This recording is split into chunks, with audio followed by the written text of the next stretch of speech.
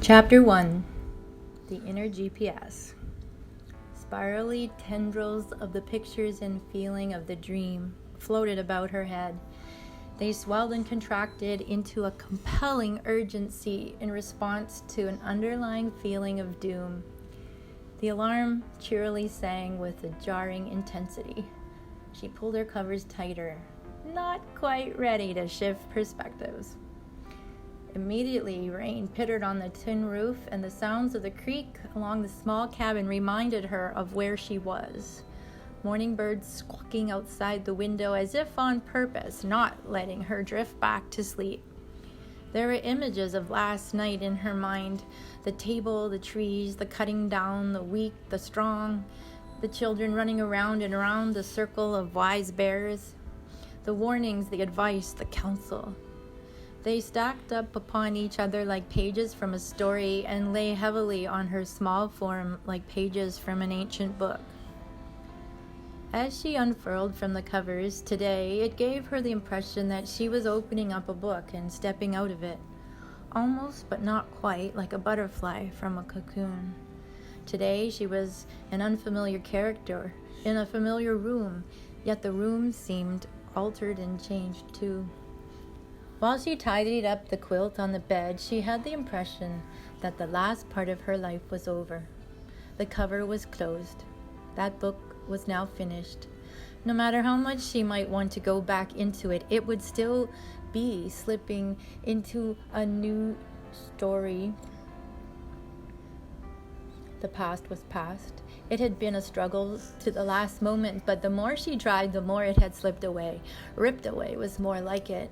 Each step had crumbled away until she dropped free falling and landed on her bed into this moment. She could not unknow what she now knew. She could be led to tears, but that was not really grief. It was more of a feeling of fear. A fear of the unknown. A feeling of not being quite ready. Of being too much or just not enough. The quilt was gold and chocolate brown. The grandmother bear had made it after consulting with her about the color and the pattern of the diamond shape. She kissed it ever so gently, and it was as if she was saying goodbye to a beloved friend. The beloved book that led her up to this moment was no longer her story. But what was her story? Who was she now? The rain lashed against the tin roof again in gusts, and she could sense a storm brewing. She grabbed her housecoat and opened the door to the smell of root tea and berry sauce. The warmth of the fireplace lit up the room, and out the window she could see the dark, stormy waters of the ocean. "Grandmother," she whispered to the huddled old form. "Grandmother, I'm awake." Thunder rumbled in the distance, and a sheet of lightning in the water, only for a second. Here on this island she had felt received and safe, but now she was deeply unsettled. "Grandmother, I am awake," she repeated again. This time a little louder. Drawing closer to the fire, she poured some water into a handmade cup and then sat down on the stool. The fire was more like glowing embers, and she could see faces in the brilliant coals. Another crack of thunder, this time a bit closer. Grandmother came closer to her too and placed her warm hand reassuringly on her shoulder. "Would you like some tea?" She whispered a secret as the rich root tea rippled into the beautiful mug. Listen to that secret. What is grandmother telling you?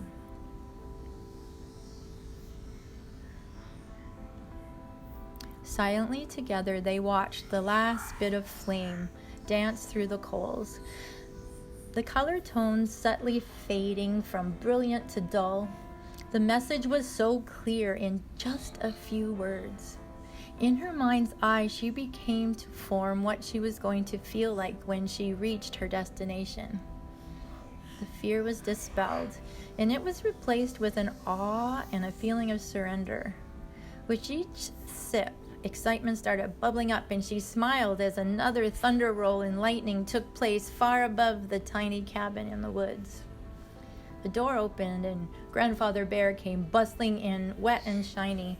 He was carrying a large parcel and laid it on the floor by their feet, taking a place by the hearth. "Good morning, granddaughter. I'm proud of you. It is time." He reached down and grunted as he carefully, reverently unrolled the package.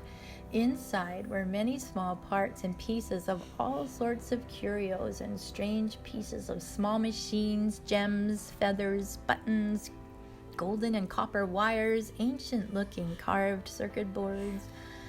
These are pieces of your inner guidance system for the next part of your journey. These have been saved over many generations from gifts the ocean brought us. We were told in a dream last night that you were to be shown this today, and that only you know how to piece it together. She gasped at all the delicate intricacy and the sudden awareness of the task at hand, her small delicate fingers going over each tiny part. When doing so, some of them shimmered and glowed, and some turned rusty and dark. Grandfather and grandmother, it is too big of a task. I cannot do this alone. Their eyes shone and pierced her foggy heart. There's a part for you to play alone, but you are not on the stage alone. Can you hear the music? Stilling her frantic mind, she began to hear a small drum beat and soon began to feel more confident. Grandmother started to hum and Grandfather harmonized as he chimed in. The storm outside added emphasis to the song. It's your task to choose which of these pieces are true for you and which ones are false. You will learn to discern before you depart. Take your time and really take time to see what pieces fit, which are true, which are false. When you are driven to what you think you should be rather than what is, check what is chosen in fear and not chosen in love. When you step down rather than up. You have 1 week left before your departure. As you build your compass for the journey ahead, trust your own inner guidance and deeply respect and honor the gifts emerging. They surrounded her with their confidence in her. She felt humbled and curious about what lay ahead. So tomorrow you will be sent the pieces of your package, and then you can print and cut out to design your own inner GPS as a collage. Thanks for tuning in.